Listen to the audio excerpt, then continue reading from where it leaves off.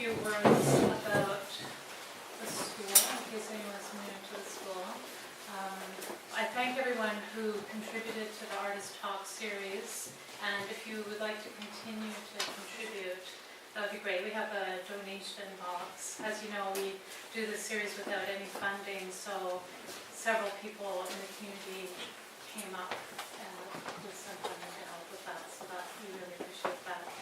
And I appreciate everyone coming out, because I think it's really important to come out and hear artists talk about their work. We often see work in the galleries, but it's so great to hear artists talk about the work. And in my class, I'm doing a professional development class, and we talk a lot about the idea of being able to express yourself, about being able to look at your work and express yourself in words. So it's a nice kind of combination. So I'm excited to have Renee Van Halm speak here tonight.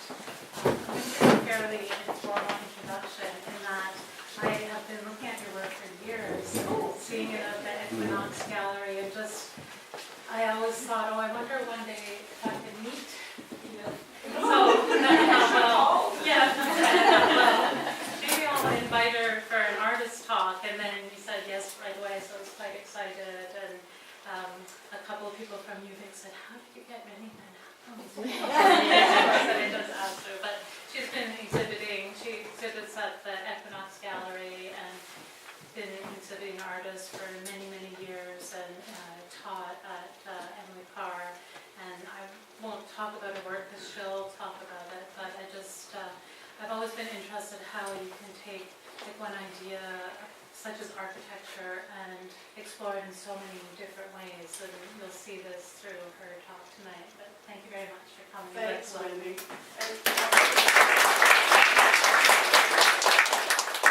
You're able to hear me better. I've got a bit of a sore throat, so bear with me.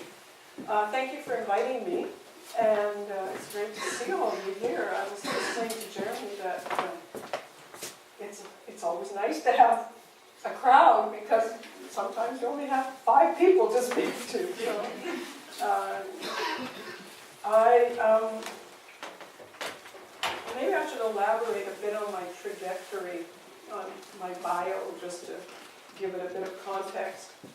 Although I taught for many years at Emily Carr, before that I lived in Ontario. I'll back up a bit.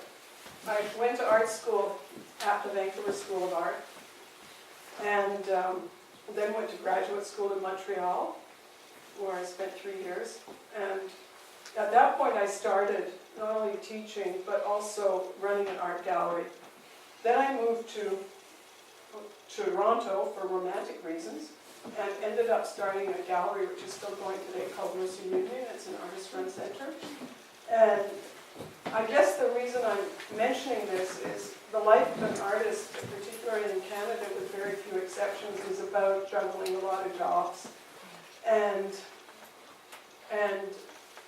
doing your work on the side, particularly if you have familial obligations and you want to eat.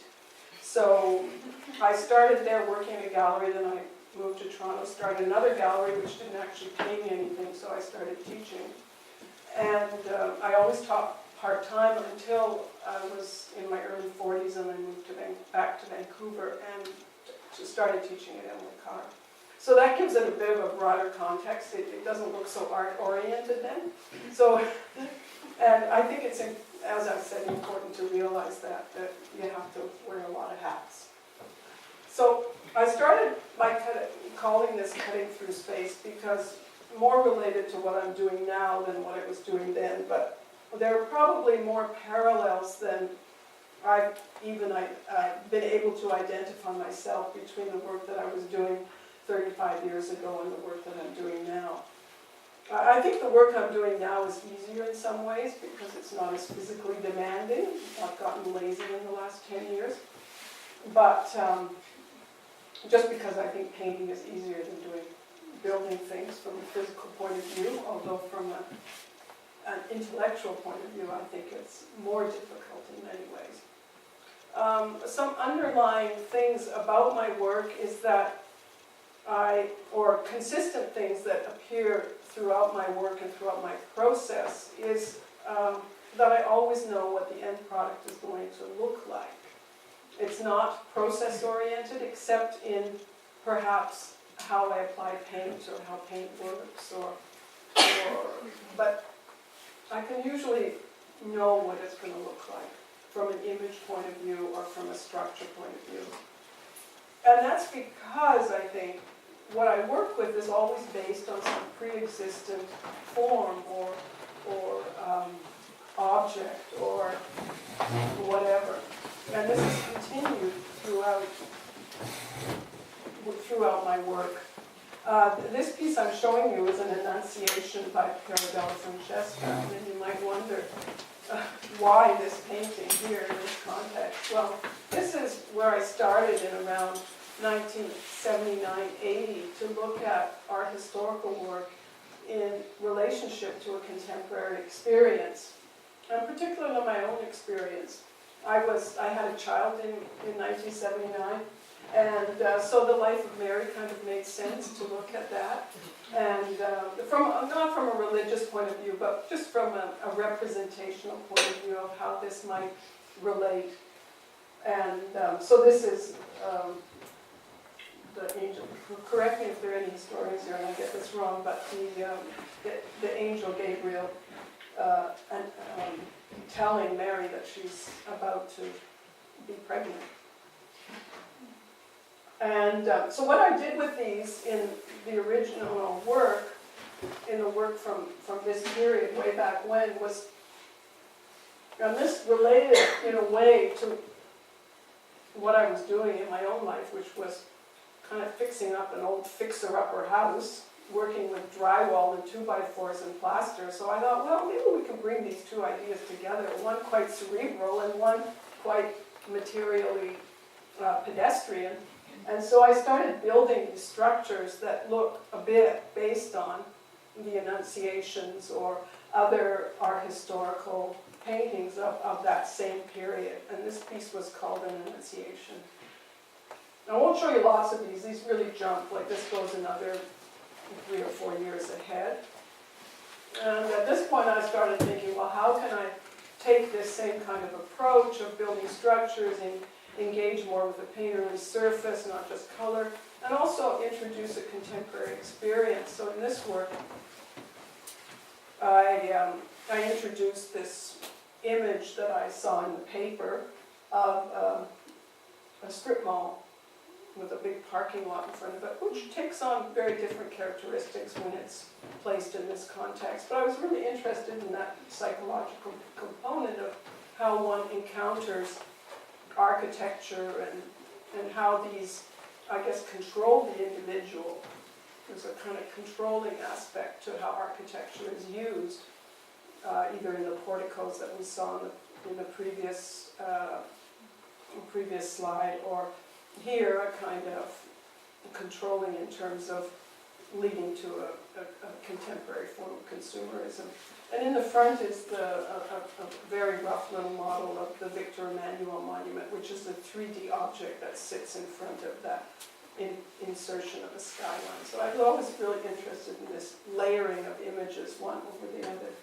So and by the way, Renee, is this a piece you can walk around? you can walk around, but that's interesting you mentioned that, because I was also interested in theater sets at the time, and they really sort of informed my processes a lot, because now I wasn't working with drywall anymore. I was working more with set technology, which is Luan plywood, mahogany plywood on frames. And when you walked around the back, this whole fiction would dematerialize.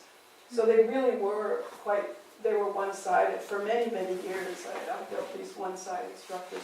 And I used to do about 3 of them a year, so that gives you an idea. And I did them for, I don't know, well, quite a while, at least 20 years. I just threw a lot of them away, because you can imagine that's the other big artist problem is storage. I'm sure you've encountered that one. Like, what do you do with it? At the same time, because my studio practice was tied up in very few big projects that I would exhibit, This was all in Toronto still. I also did a lot of works on paper and paintings intermittently.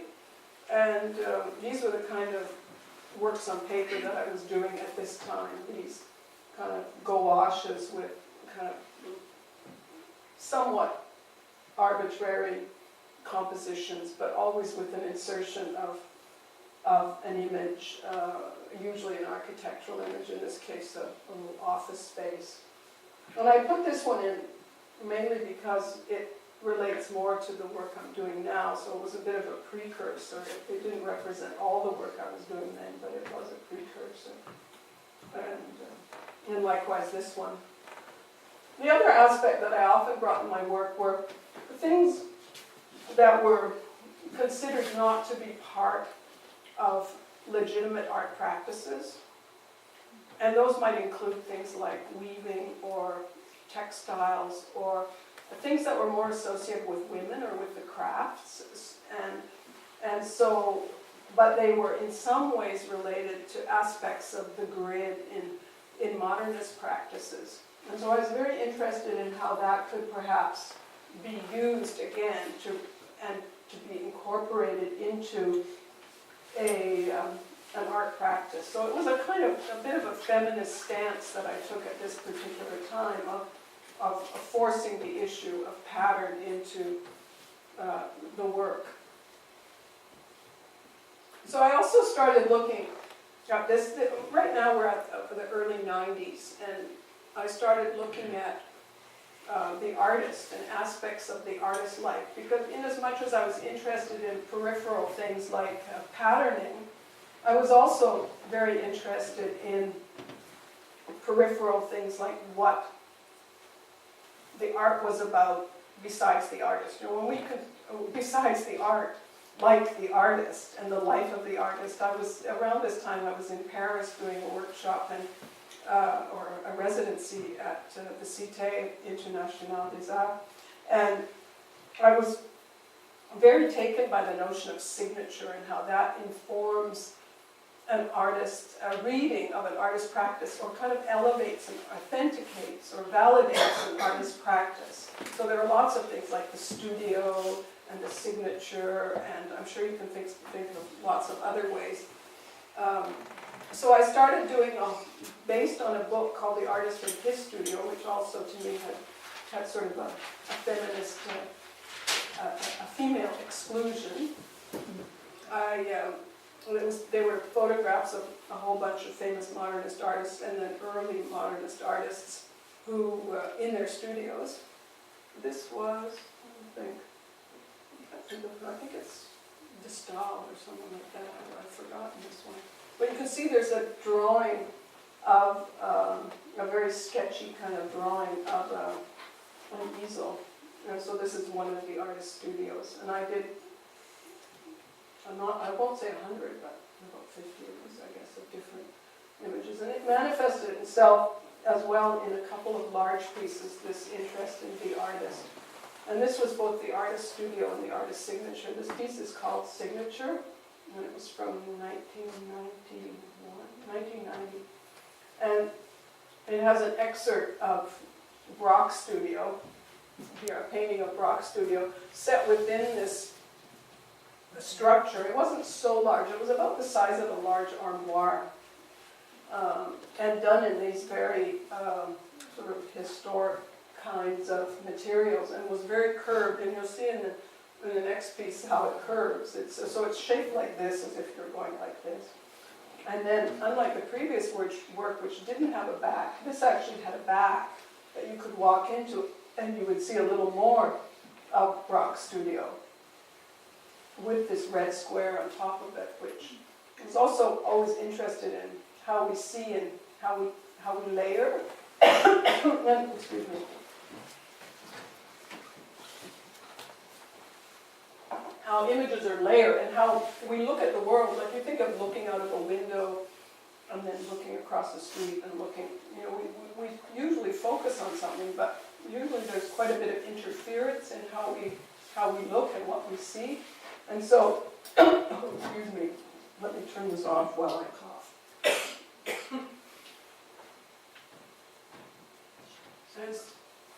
And so this was really built with those kinds of concerns in mind. And it's very hard to read from a slide, but I'll take my word for it. This piece is called verification, and it's a very poor slide, but again, take my word for it. But there are 3 signatures, 3 little written words in here. And the piece is about, let me think, it's over 10 feet long and it hangs on the wall. This one I'm starting to do wall-based pieces, and it's about 6 inches deep and, I don't know, maybe 4 feet high, that kind of thing. And maybe I'll tell you how I came upon this. I had a little frame at home. I'm always collecting frames. I don't know about the rest of you, but I think I have an inordinate number of frames. And this was a tiny little frame about this big, and it had a wooden mat with a circle in it, so that became the source for that. So I built it, or I had it built actually at this stage. I had it built much bigger, enlarged it, and then repeated it. So the idea of repetition, of using repetition to reinforce an idea, but I copied the frame almost literally, because this also had glass in it which protected the painting. So again, a kind of layering of materials in order to enhance its value and make one aware of the process of looking, so that becomes an important aspect of it. So this is what you're actually looking at. You're looking at one of the 3 signatures of Mary Cassatt, and the 3 wasn't arbitrary. It was based on the fact that in a book of authentication that I found at the library in Paris, actually had 3 different signatures for Mary Cassatt. So that became a way of proceeding, that was the reason why it had to be 3 and not 4 or 2 or 1.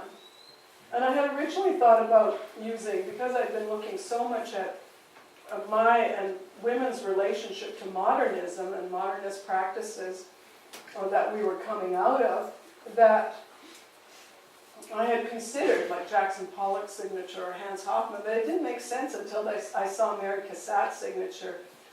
And then the colors that I was using also reflected her palette in a way. So I started thinking more and more about how color can be used as a form of having meaning, of having a raison d'etre, of being part of the work, not in a subjective way, or because, for instance, I like pink or I like blue, but rather that it had some representational value in another place. So, and that led to color research.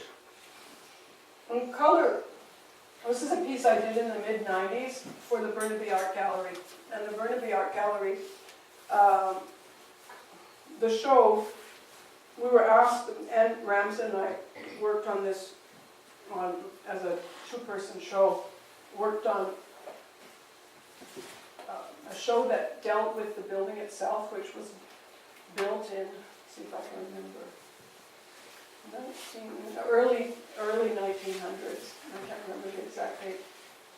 And how I could, that was my question, how could we reflect on that?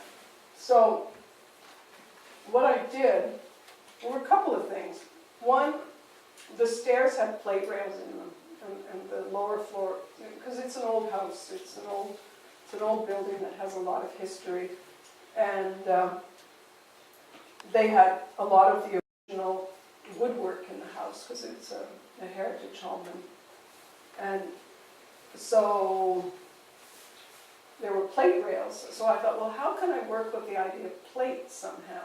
So I came up with these really simple discs, and a lot of them ended up being mounted in the actual gallery on those plate rails. So there were all these colored dots around the room and in various, in the dining room as well, over the fireplace. And a few of them were hung like this in the gallery. And these are, So it really changed the meaning in a way, or reinforced the meaning when you saw it in the gallery. Yes?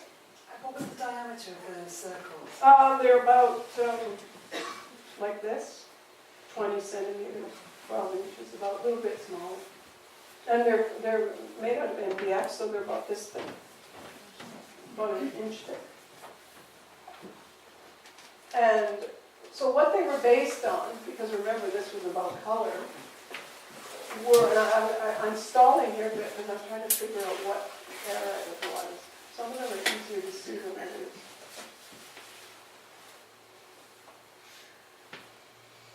Gee. 10s, 20s, 30s, 40s. Yeah, these are the 40s, 50s, and 60s. 70s, 80s, 90s, yeah, 40s, 50s, and 60s. And so these were colors where I actually got objects either from my own collection or things I found in junk stores, or I went to the museum, in the vaults of the museum in Vancouver, and found colors. I'd color match them, and then I would go and repeat them on these discs in my studio. And I ended up with some this series is hard to see the actual color combinations, but in the eras that you're more familiar with, you really can identify, oh yeah, that's a real 80s color, and often it's the combinations that will suggest a certain color combination. And I redid this piece years later. I did 100 of them, which you'll see in the background. And this is what happened to a couple of series. These are the 50s and, geez, I really have forgotten what they are. I think it's the, anyways, 50s and 60s. And then I did another piece, also in the mid to late 80s, or 90s rather. I was interested once again in architecture, and in combining, in this case, a cabinet that was originally designed by Charlotte Perriand, who worked a lot with Le Corbusier, and a very strong designer. And she designed this architect's cabinet for a colleague of hers. Well, she didn't design this one. It looked quite different, but I based it on that. So I took the original form of it and had it reconstructed into these boxes, essentially, that hung on the wall, and had grooves put in it to suggest the lines of the design of the piece. And then I painted it in colors that were the Gap colors of that year in 1967. So they were kind of, you walked into a Gap store, these were the colors. So again, speaking to a kind of commercialization, a commodification of color. And juxtaposed with that is a painting of Mies van der Rohe's Farnsworth House that had interesting implications in terms of sexual dynamics. It was built for a woman, and it had no privacy in it. There were all these conflicts that took place in the newspapers at the time about the lack of privacy and her need for privacy, and I thought this was a very interesting thing to work with and comment on. This piece is installed here, so I never did get really good slides of this. I'll show you what the surface looks like. That's a better image of it. And this is with Ken Lum's sofa piece. It's at the Vancouver Art Gallery. It's in their collection. And it was made for an exhibition on abstraction. And I wondered what they invited me to be in this exhibition in 1998. And I wondered, because I'd always considered myself a representational artist, what I would do for an exhibition on abstraction. So I decided on my way out the door, I went into the gift shop, and I picked up a postcard of Emily Carr's painting called Loggers' Culls. And I was just learning Photoshop at the time, so I scanned it and did a very easy filter on it, which is the mosaic filter, and ended up with an image of the culls that looked essentially like this, but this big, or the size that I had it on my screen. And so I built it this, I don't know if you have an idea of the size. I don't know if I have that slide in there. No, I don't think I do. And so it's about 12 feet high by 21 feet long. And done on MDF once again, which is always my preferred material, as environmentally unsound that it is. But it's made in sections that are about that big, and they're slotted together. And it's called cull, because it was about culling trees, but in a way I was also culling her work to build a new work. And to a certain extent, it really reflects the color of the BC forest, the way her work did. So it was very much about place at the same time. So again, color was taken here to simplify, as it were, the landscape to which with which we're all very familiar. This was another one that a smaller version of it that also ended up going to the art gallery. Another one of Emily Carr's paintings. Very different palette, as you can see. So in the early 2000s, I started working with interiors more specifically. And this piece was actually a wee bit earlier, but it will give you an idea of how I simplified interiors. This was for an exhibition about, again, in an old house, but in an old house gallery, but this one was in Oakville, Ontario, at the Oakville Galleries. And it was a house that was done in a sort of a faux arts and crafts tradition. So there was lots of woodwork and paneling, not unlike the Burnaby Art Gallery. And I was quite interested and had recently seen the Schroeder House by Gerrit Rietveld. And so I was quite taken. I took a corner of that house and built it. And unlike the previous pieces that dealt with color, I don't know if you can tell, but this is set up in my studio, so it's just the piece in the front. It's not the stuff in the back. I know it's a bit hard to see. It's very confusing. But I was, and here I was not working with color so much, but with paint surfaces, and I was always working with either enamels or flat enamels, so the different surfaces felt very different. It's a very subtle piece, but it's one that I've always continued to enjoy. At the same time, not at the same time, this was a bit later, I worked on the Dream Home piece, which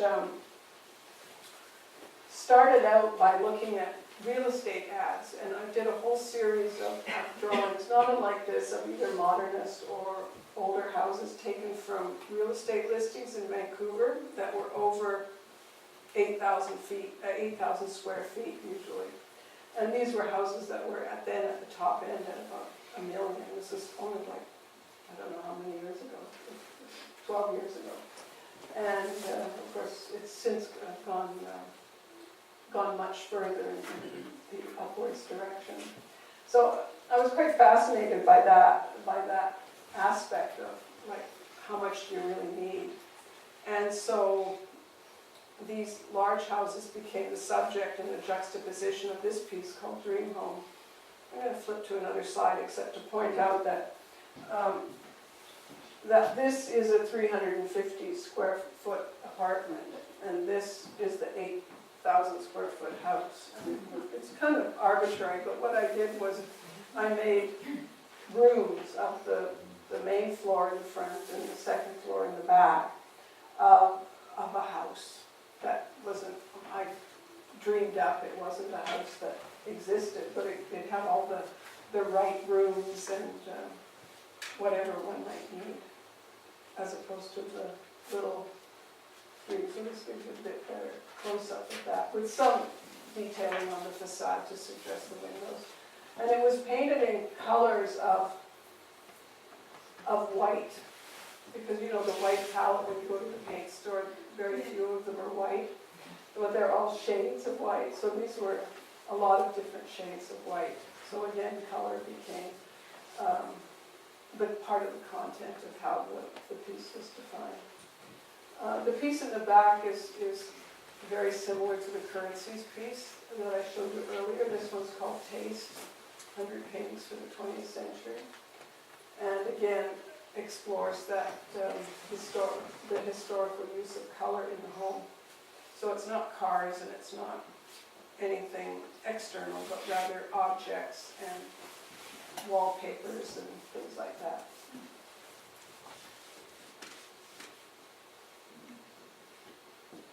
So while I did deal with interiors in previous work, here I really started working with interiors. And I'm skipping a bit back and forth here just because it makes more sense in terms of the content of the work rather than just looking at it chronologically. So here we're in about year 2000, and I started looking at, well, actually it came about from, and I tell this sort of stuff just because it sometimes happens that I was in really a lot of pain at this point. I was going through some kind of weird back problem, and I couldn't do the big work anymore, so I thought, well, what am I going to do? So I started working on these little 11 by 15 works on paper, and I started working with, and here's where the thing about you can paint anything, but what did I say? You can't paint everything. Yeah, okay, that's what it was. So I focused in what I was painting, and that was to concentrate on portrayals of bedrooms. And I did this for a couple of years. I painted bedrooms that I found in the media, and particularly in design history or in film history. So I took snapshots from movies on the screen, and I took images out of books. I mean, I just looked everywhere and found hundreds of them, and I did hundreds of them. I also worked, after I did the bedrooms, I did design interiors, because of course one thing leads to another. You think, well, that might be interesting. So this is a sort of a medium-sized painting, probably 4 feet by, a little smaller, 40 by 60, that kind of size, inches. And this is the interior of the Schroeder house again. This was the corner that I built, but at a very different stage. So there's certain obsessions that stay with one. The quintessential modernist house. This is an Erickson house. It has some local content. But by this time I was doing just interiors, so these became a very good series. This one's sort of a nondescript design house, but it happens to have a Leeds chair in it. Are these drawings? Or? Yeah, these are works on paper. I always work in gouache, and they're pretty small. They're never, like they're a quarter sheet of harshness usually. This one's a little squarer, but about that size. And then this is oil on canvas, and based on a film still. It's from 9.5 weeks. No, it's not 9.5 weeks. It's, yeah, it is. You find in movies that interiors that are modern are very often attributed to the bad guys. Bad guys live in modern houses. Which is kind of fascinating that it's become a trope. You know, watch out, you'll see it. It's everywhere. Modern all bad. Becomes and then this is a design interior. It's called Carlo. And then in 2004. This one's sorting so much, it should be fine. I did a piece called Pauline based on I think we're always looking for experiences that are going to give us art, or give us something. And I find it doesn't happen very often, that you actually get a new idea or something that you want to make something about. I think it's the hardest part of being an artist, is waiting for that kind of moment of recognition where you think, yes, that's it. And you can just keep on doing business. You can just go ahead and do all kinds of stuff, but to actually find something where you say, this makes sense. This piece was based on, it's called Pauline, and it was based on going to the Schindler House in West Hollywood in LA. And it's a beautiful little house done in the 20s by Rudolf Schindler for his wife and another couple. It was kind of a social experiment, and they each had their little studios. And at a certain point, the experiment failed, as experiments often do. And the other couple moved out, and she moved into their part of the house, and then she proceeded to paint it pink. And this was like a real modernist jewel, kind of Japanesey, you know, truth to materials. It had concrete tilt walls, and it had natural wood, you know, kind of like West Coast modern, but very an early precursor thereof.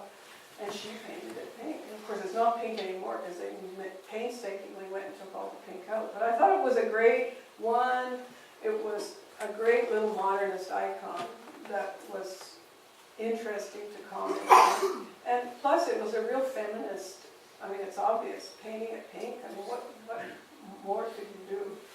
And so there it was, the pink interior. So I had it built 3/4 scale, just one corner of the room to suggest, based on the drawings and the photographs that I'd taken in the house and built it. And so named after her, after Pauline, who was his wife.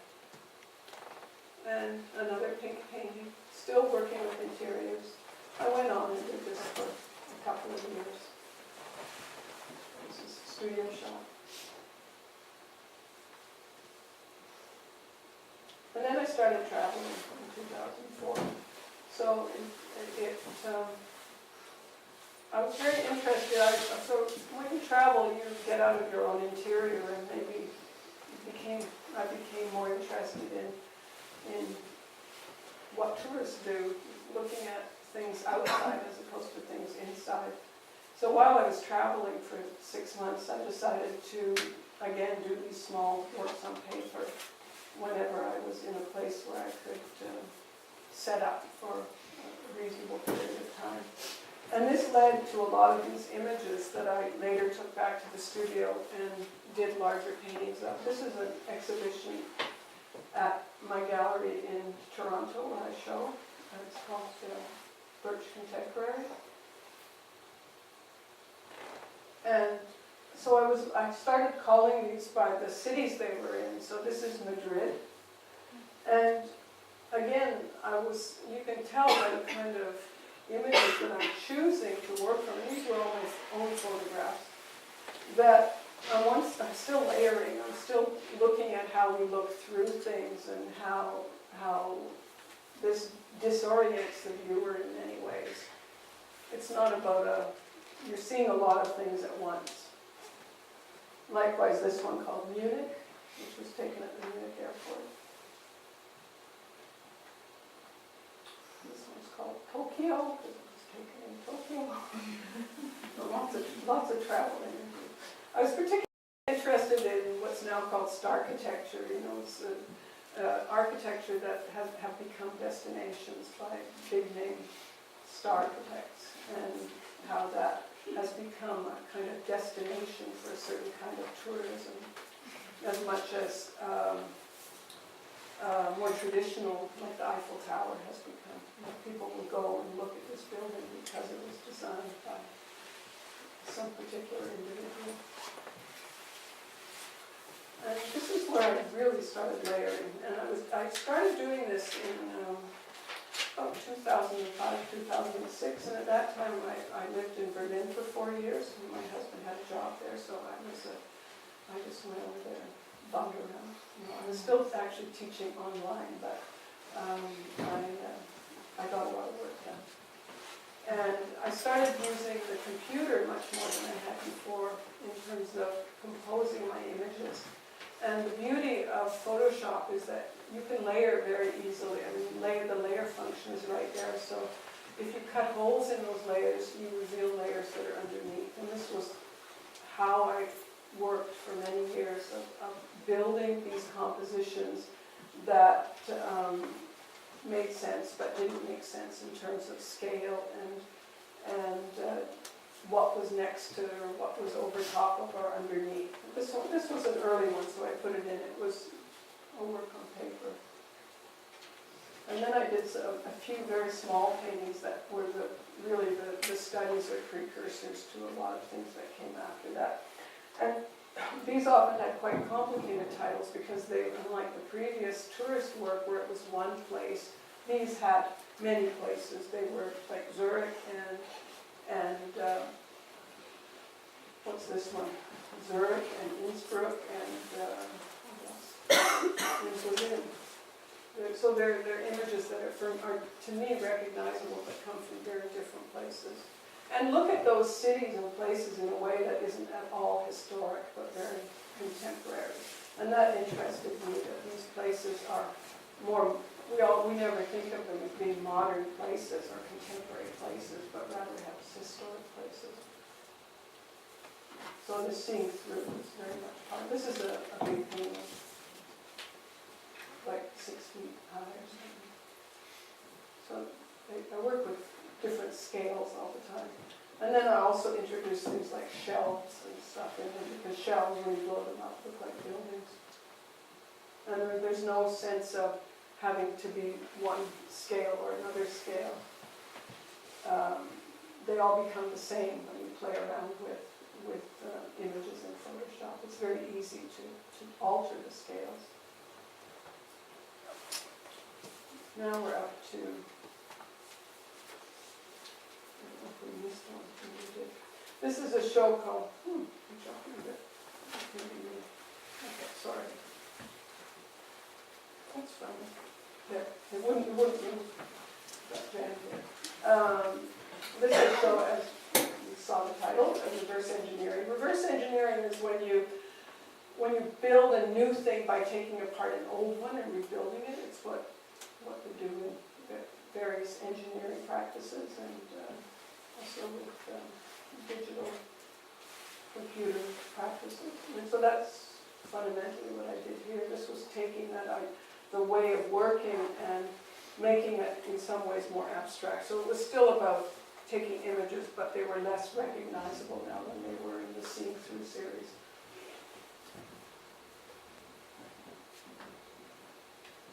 All taken combined images that I found on the internet and altered the color or enhanced the color in some way through Photoshop or images that I've taken myself, whatever the case may be. And again, putting recognizable images in at times to hook the viewer into realizing that it's a habitable space. But the space, as you can see, is much more public than it was in the previous works. And color has become more subjective in a way, but also often I'll look at magazine spreads in like a Vogue magazine or something. You look at the ads, and if you look at them from the point of view of color, you'll notice that they're very intensely altered. There's nothing real about them at all. Like, they have these incredible color combinations that you'd never think of representing anything real, quote unquote real.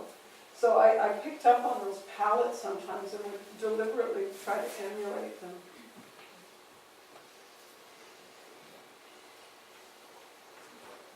The titles now aren't as meaningful, like this is White Facade. It doesn't tell you very much. It's more a way of identifying them, so I won't mention them. You can see there's a little shelf in the front of this one, so it plays upon that kind of visual depth of moving forward and moving back. Again, lots of different kinds of grid structures that are superimposed, and then other not so gritty things in the background. At this point, this is a work on paper, and you can see they don't have quite the precision because they're much looser than the paintings are. And they, at this point, I was trying to simplify them more because the work was getting very complicated, but I didn't really succeed. This is a more realistic rendering. These did not become paintings. They were just kind of an intermediate process, because I would say, hundreds of these size things, like hundreds in, I don't know how long, maybe less than a year probably. I do a lot of them. And I really like to do them because they keep me thinking, keep me working, but they don't all end up being successful in their own rights. They're always gouache, but I'll sometimes start with acrylic just to seal the paper. But then they just become these really washy things.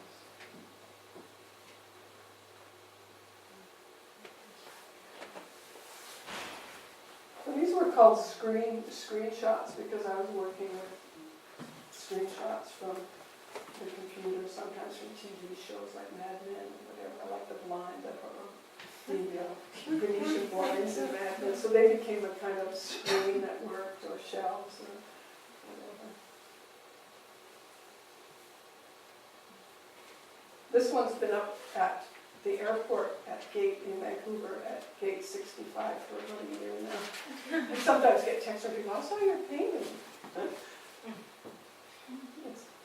And that's in the studio, just sitting there being finished. So the larger paintings are the acrylic or oil? Oil.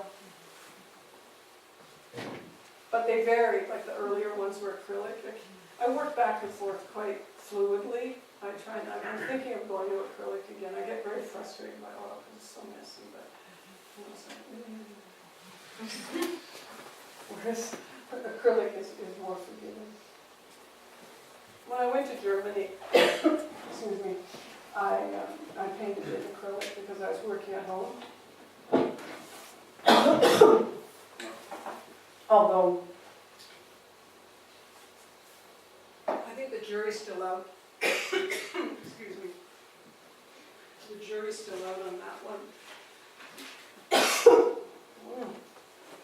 I was hoping it wouldn't happen. Just give me a sec.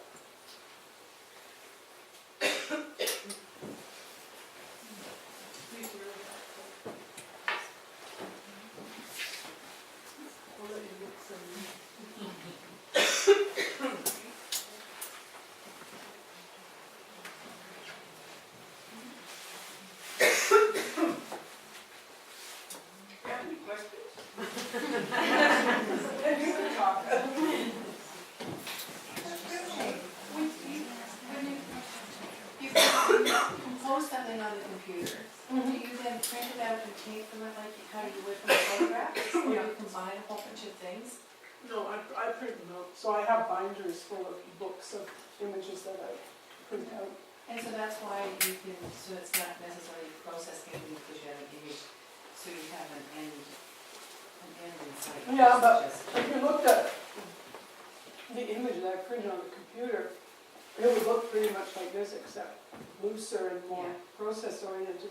And often, if I can't figure out a painting, if something's going wrong, I think, well, I'll go back to the computer and work on it there rather than work on the painting. I don't always do that, but when I'm feeling not very confident, I'll do that. And sometimes it works out and sometimes it doesn't. I mean, there are always paintings that are duds that you just think, okay, enough. And you usually work on them way too long. It's like that maxim, what is it, that 80, I forget. It's about 80%, 20%. Well, I'm glad you mentioned that because a lot of students think that every painting has to be perfect. And sometimes it's the not so perfect ones that are the good ones too. Yeah, a lot of stuff just doesn't turn out. Oh yeah. And you can't force it at a certain point. Like this painting, funny you should mention it, came back from my gallery after being in an exhibition a couple of years ago. And I redid it. And it was something you should never do. It was the flyer, it was the picture of the flyer. And I thought, I don't like this painting. I could see why they sent it back. So I fixed it. That's much better now. And that I didn't do on the computer. So at this point, in Shortcuts, which was in 2010, how am I doing for time? I think I'm still okay. I've got 6 more minutes. 2010, I was going away and I wanted to do something and I didn't want to work on the computer. So I took a whole bunch of magazine images, collage, remember that? Cut and paste. And I decided, okay, I'm just gonna work with these papers and see what I come up with. And the rest is kind of history. It was 2011, it was only 3 years ago. So I ended up creating these compositions that were pretty free-flowing for me, but still are very much tied to what I had on these little tiny cut and paste type images. And in the beginning, when I first started doing them, because I'm still working on them now, but they've evolved. There were things I was looking at. There were, as usual, buildings, but I became more interested in how I could create these objects with buildings, with these elements, these paper elements, totally out of context. Like in a lot of my work, early work, I was really interested in backgrounds, so I would cut the figures out. I've never had figures in my work, and so I would approach these magazine spreads exactly the same way, not just because I didn't know any better, it was just happened that that's what I saw. So get rid of the figures, what am I left with? And I had all these great textures and forms and backgrounds in a way, where I always felt that the viewer should supply the figure themselves. They were the figure in the experience, so we didn't really need a figure. But sometimes I would miss a little, and I'd end up with bits of hair kind of still on the piece of paper, and I thought, oh, that could be interesting, this little kind of infection of hair. You know how hair disembodied from the figure always looks a bit like hair in the sink or something, or hair in the brush. It's always, so these were paintings I did based on collages of that time in 2011. I was also interested in light sources, and then, again, snippets of things that would creep in, like bits of jewelry and whatever. These are pretty big paintings. They're all about 6 feet high. And the compositions were, I say they're arbitrary, but they're not really. They're quite, they only work a certain way. And play with them for a long time with these bits of paper to see what will actually gel and what works for me and what doesn't. And they've become much more simple. Like this had a lot of a figure in it for what I'm doing now. And here's the one that I repainted. So what I did was this was too busy for me in today's world. So I took this whole section out. So this hair disappeared and all this, yeah, even here, it went right up to here. So I painted it this color. That's much better. I won't do it with all of them, otherwise, one could really just paint one painting their whole life. It's going to save a lot of storage space. You can always do something different. And this one's called Studio, because it had kind of nice studio windows. Again, creating objects with things that came out of the advertisements. If you look at the magazines, if you saw the magazines, you'd see that where the things came from, although I can't remember. This is another studio. You can see that Babe light there.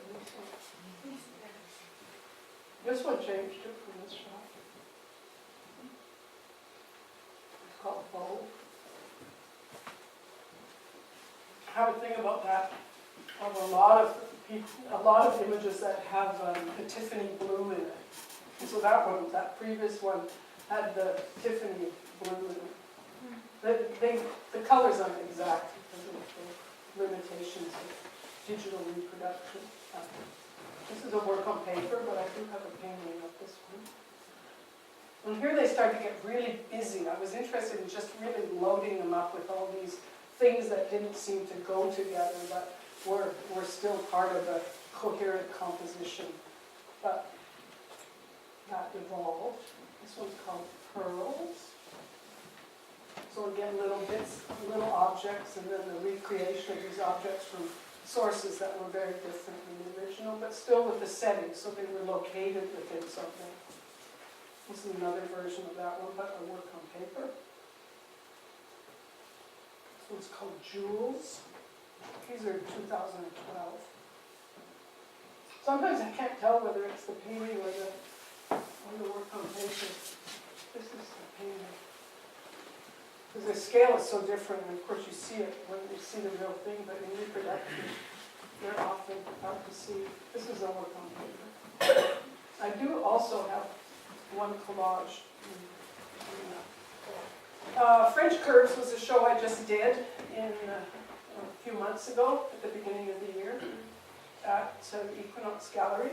And we did something pretty radical there, and it was based on their pushing me. Like usually, for this show, I had about, and this is another little issue that one can have with the gallery.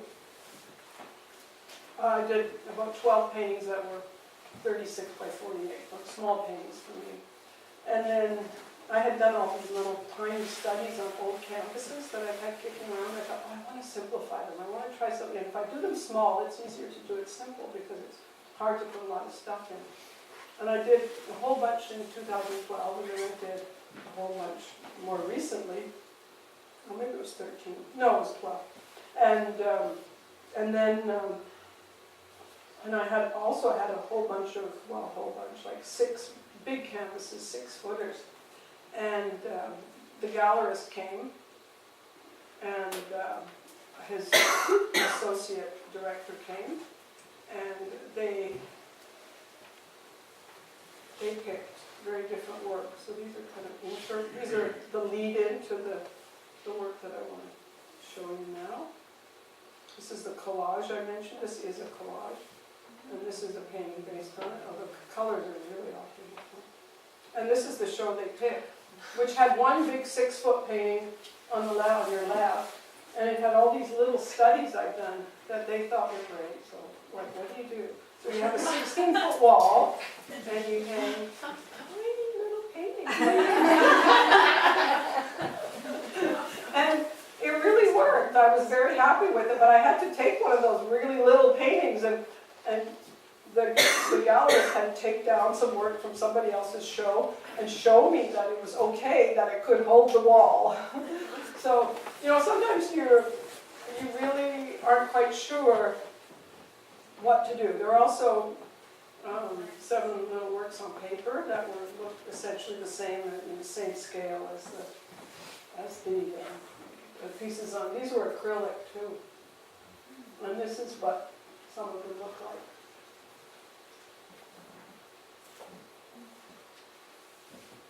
So here I was really working with, well, the thing that I came upon that really changed the direction of the work and simplified it a great deal, because I couldn't get any more complicated. I just couldn't live with my minimalist self. You know, I've always described myself as a minimalist with a propensity for clutter.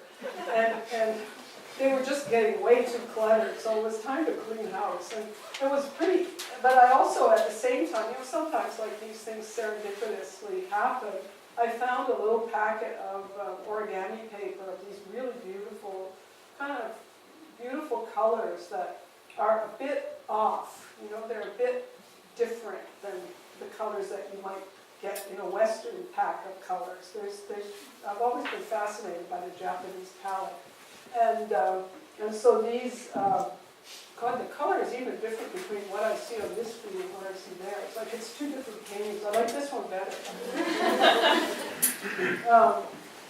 So I would take a tiny sheet of paper, about 8.5 by 11, that kind of size, and I'd stick down one of these origami papers, and then I'd work around it. So they ended up being a little more square because the origami paper is square. And then this one only had, I think, 2 other pieces of paper. But by changing the orientation of the images, they become inherently abstract, and you don't really recognize what it is anymore, either objects or backgrounds. This one has the back. Often I have backs of sofas. I don't know why, but like this is the back of the sofa. And you'll see them occur again and again. Like this one, this is called Tuft. It has the little tufted sofa. And then sometimes if I didn't want to do a square format, I'd have the problem of how to negotiate between the square piece of paper. Like sometimes these problems are really dumb. I'm sure you've recognized it yourself, like really dumb problems to have. So, well, how am I going to make it bigger? If I want to do like the paper's only this big. So what do? I stick another color in it, and then you end up with another kind of interesting problem to deal with.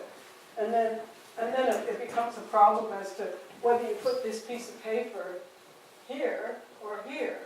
So these are all things, or whether you leave this little corner of someone's sleeve that came out of the original there or not, or if you take it off. And think, well, maybe, what are we trying to do here? We're trying to create some kind of visual tension. And so the visual tension is created by these things that don't quite work, that aren't really supposed to be there. Because the tendency would be to cut it off and to get rid of it. But no, let's leave it and see what happens. Or let's shift it so that we create more visual tension.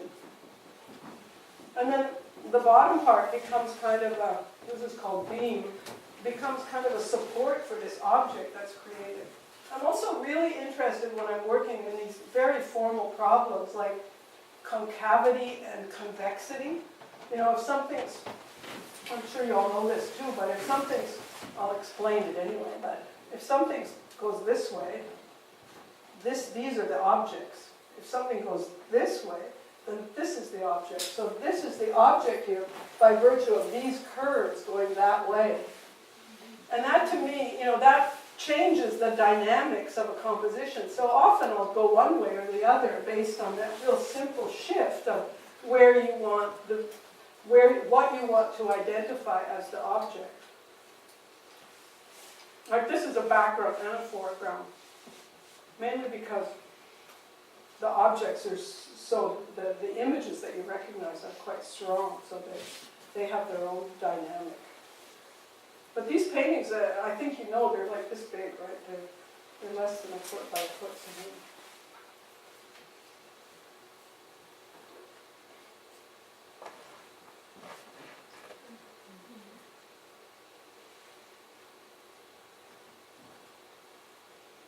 This one's called Facade. And again, it plays with it. This one was actually quite hard to paint, surprisingly, because I couldn't get this. Because sometimes things change between the original collage, but this one was quite hard because I had to repaint it all the time. And sometimes it's harder to paint the flat colors to get them right than it is to paint the figurative things. I mean, it sounds really dumb, but it works like that. And this edge was really hard to get right. Just to figure out exactly where it needed to be.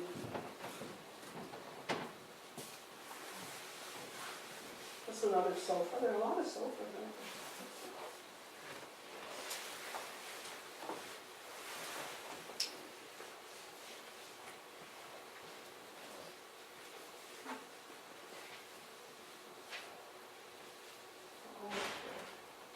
If you have any questions, I think they're kind of self-evident what these are. They need a lot of explanation. So when you're enlarging the paintings from the collage, are you still thinking of the objects, or do they start really becoming abstract shapes and kind of transcending the original? Well, yeah, because they become so big, then they're very different. Although these aren't so big. But Yeah, even though now say, oh, that's a couch, when you actually I don't think of it. No, Yeah, it's just, for me it's pure observation. yeah. It really is just looking and interpreting. It's translating really. It's not copying, it's not trying to make it look the same. It's really an interpretation of something that's in a very different medium and uses it's so different, the printed page from the kind of pigments we're using, that there's no correlation. It's just like two different languages that you're trying to speak in. So, but at the same time, getting things in the right places becomes really crucial. So it does become a kind of observation. Observation is very important. And interpretation. It's translation, but it's also transcending the original source in a way to become something. Yeah, they do become very different. Yeah. And that's because things are turned around and they're upside down and they're recontextualized.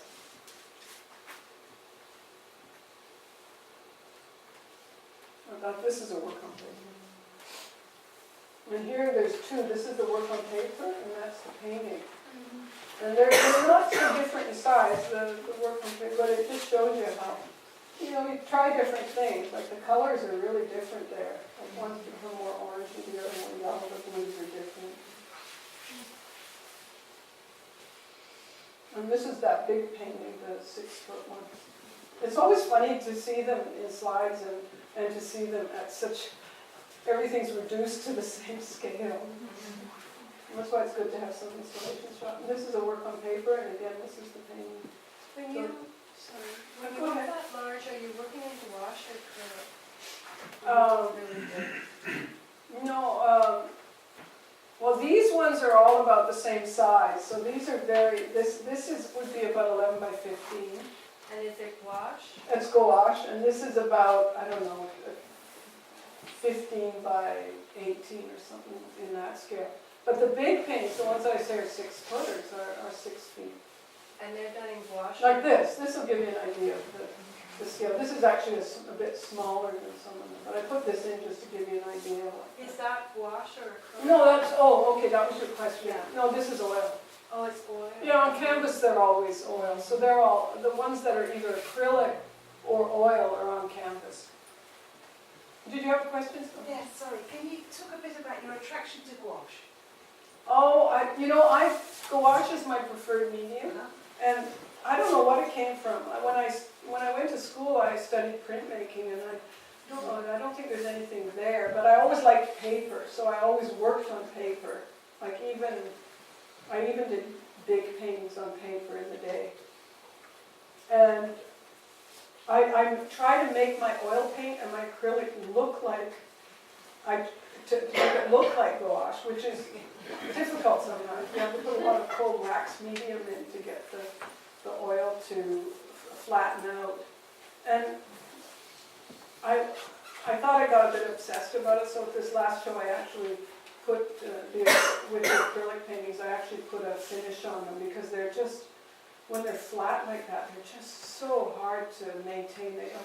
You rub your finger on it and it's got a mark, so. But that's what I like about it, is the flatness, that rich, that color that has such saturation in it, and where you don't get any reflection. Why, do you like it too? I'm in a beginner's class and I love it, but I find it so difficult. And just looking at the mastery that you have in the medium here, it's just, fantastic thing to use, but I'm finding it really difficult. Yeah, I guess for me it's so second nature now Yeah. that I don't even think about it. Have to have lots of brushes. Make sure your brush is big enough. And you need a lot of coats too. It doesn't go with one coat. So everything needs to be painted 3 or 4 times at least to get it, to have that kind of intensity in the color or clarity in the images. Yeah. This is a large painting. Almost there. I said that before. I know. Studio shot. And this will show you how different the colors are. Oh, that was not too bad. I thought it was worse. These are the ones they didn't take for the show. All the 12 paintings.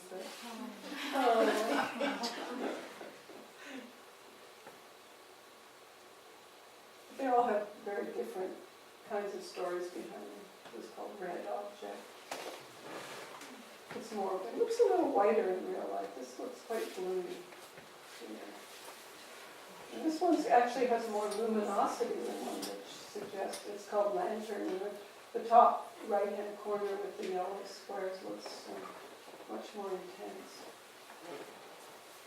And this one's called Ghost, mainly because of this chair is Philip Stark's ghost chair, you know, that clear plastic chair, but it becomes just a way of formulating that and working with a different kind of materiality. A few more rougher, more neutral. I was trying to tone down my palette here. Called Fence. This is called Fun. Again, creating objects with different kinds of material.